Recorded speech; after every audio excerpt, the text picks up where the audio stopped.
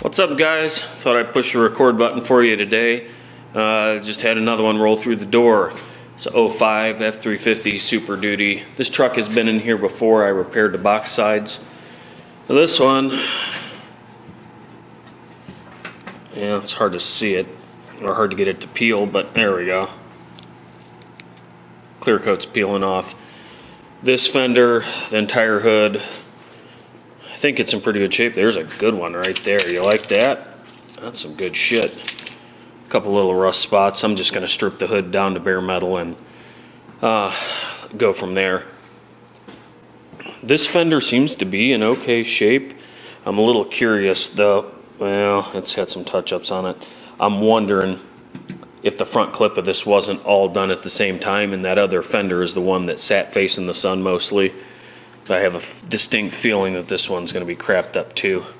But a couple years ago, you guys have seen me do door bottoms. Now, this one's dirty. I ought to get a towel and wipe it off. This was done 4 years ago. So we'll just take a towel and wipe it. He does oil spray this truck.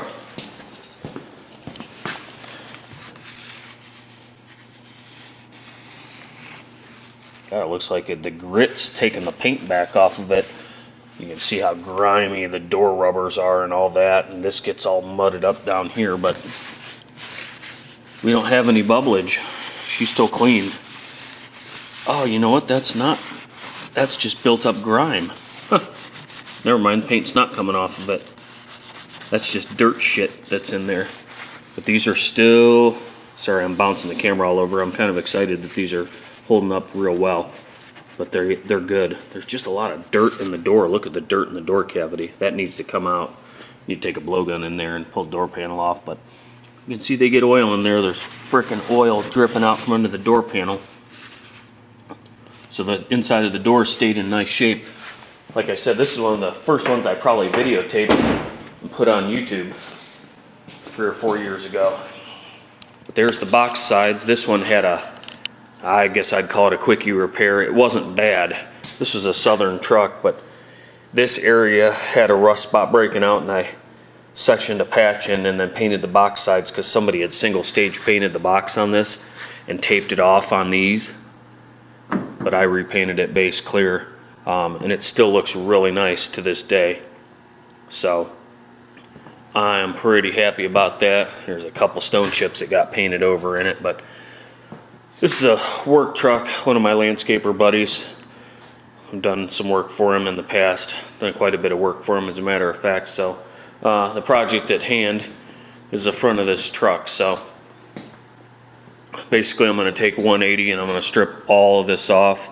Sometimes you can strip them back. I know there's some guys who have a lot more time behind a DA sander stripping these than me, but I mean, it's in pretty rough shape. I almost want to say it's an aftermarket hood that's on this truck because it looks like there's only one coat of clear on it. If this is factory clear, I don't know if it would have peeled that easy, but it looks like it only has one coat on it, so it's real yellow. This truck came from South Carolina and brought up to Ohio, I don't know, 6 years ago. It's an 05 with almost 2 bills on it, 6.0 liter, 4x4. Extended or crew cab long bed, so she's not tiny. She's a good size pick 'em up truck. Not a whole lot of room in the shop to work around it, but I'll get set up here and probably DA some stuff off, but that's the next project, so we'll bring you guys back at some point. Alright guys, I decided to wait till the next day to start on this, but I'm stripping this hood with 80 grit. It's an aftermarket hood. As soon as I started peeling the base coat off, or peeling the bad clear off with some 180, what had happened is that base coat had been exposed so long it was just coming off and just rolling off. So I'm just stripping it back. It's a mess in here. Usually I would just try and feather that back. There's so much dirt up here. You can see this is old clear and this is base coat, and there's chips everywhere in this base coat, and they're rust too, just surface rust, but I don't want to be painting over that, so I'm stripping this sucker down to bare metal. I'd rather not, but that's kind of what I got to do. This is an aftermarket fender, and I just touched the DA on it here. That's 80 grit, but it took it, I mean, right down to the metal that quick. Where the base coat's exposed. The clear coat's not coming off as easy, but I kind of don't trust their prep on these two. If they were factory and they'd re-cleared it, I'd strip it off. These are aftermarket parts. They've got the black E-coat on them.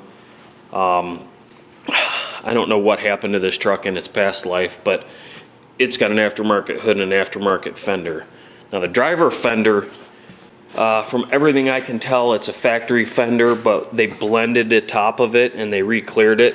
They masked around the frickin' emblem. There's like a big ridge here. I pulled the emblem off because I was gonna blend this fender, but there's a big ridge there. So we'll feather that out, and I'm sure it's all chewed up on the bottom too. Although, that's just tar. I'll clean it off, but they painted it. This is the black fender liner, and it's got white paint all over it. So I'm not sure what the hell they did, other than the fact it looks like a giant cat got a hold of it right there. Can you see those scratches? Holy shit. And there's some deep, deep scratches in it there. And it looks like there might even, you can see where the scratches are into the paint. They put filler in this fender right here. So I'm gonna lightly go over that and refine those scratches down and just prime this fender. I don't know what the hell they got going on here, but I really don't want to dig into it and strip it down if I don't have to. There's a big bullseye in it right there. So this is what I'm using. Just using my Ingersoll 4151 DA. That's a 3/16 sorbet with 80 grit on it.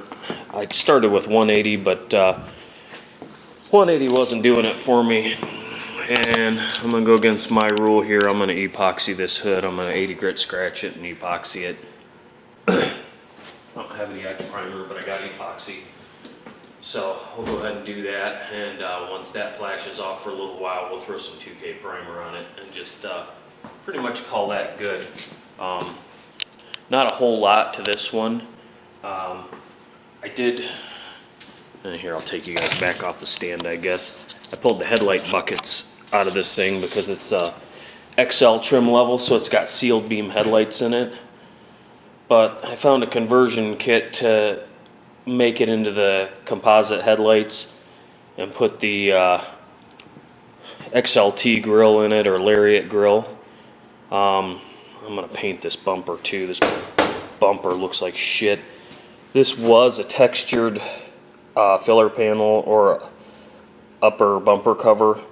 I don't know what they got going on here. I'm gonna scrub the hell out of it. It's oxidized real bad, and he told me he'd been spraying it with Armor All trying to bring it back, so I'm afraid to even paint it. But a new one's $100, and hell, by the time I do that, I might as well buy a bumper to go with it and put a chrome bumper on this truck for him. But I don't think we're gonna get into that. I'll ask him and see where we're at. But the here's the headlight buckets. This one's broken. This is missing the tabs off the top, and they had it in there with a zip tie. Plus they look like shit. And he asked me to paint them, but God, by the time I prep those and spend my money on paint, I might as well spend for both composite headlights and the adapters to go from the HB1, I think, which is what these are,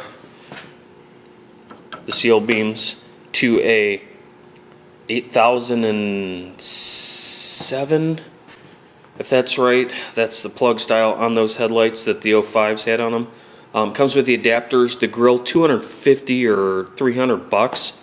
I mean, how do you go wrong? I can't paint that grill and headlight buckets and all that and dick around for $300.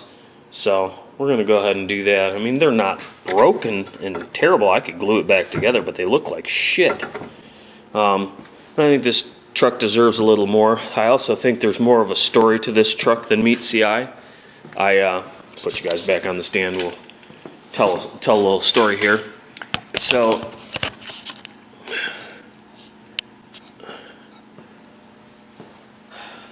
I use a web-based collision repair software to figure out labor times and stuff on changing parts and all that. And I plugged the VIN of this truck in, and the VIN comes back as a 2005 F350 Lariat, or not Lariat, King Ranch.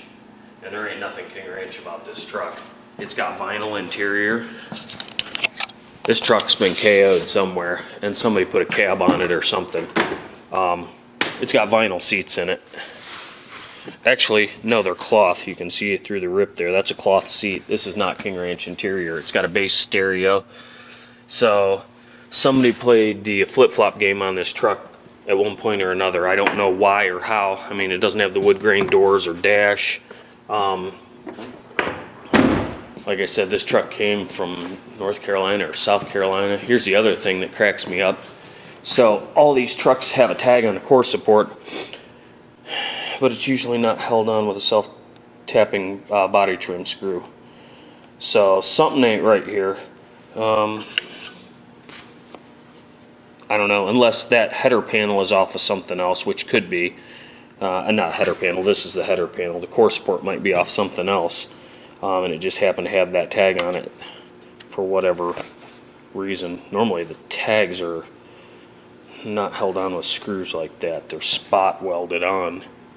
But I don't know. Maybe I'm missing something along the lines. But I'm going to go ahead and strip this fender as far back as it makes me. I have a feeling I'm going to strip the whole thing. But this thing must have had a passenger side banger and something hit the hood too. Or they crunched this corner, or I don't know what happened. The doors are in okay shape. They don't appear to have been molested at any point in their life. They seem to have factory paint on them. There's a couple dents in them, but we're not doing them right now unless he changes his mind. So I'm going to get back to sanding here, and I'm not going to bore you guys watching me do this. I got an hour and 40 minutes in that hood, or 2 hours already, so I probably got another hour in that and probably an hour to strip this fender. So I'm going to get after it, and we'll bring you back for some primer.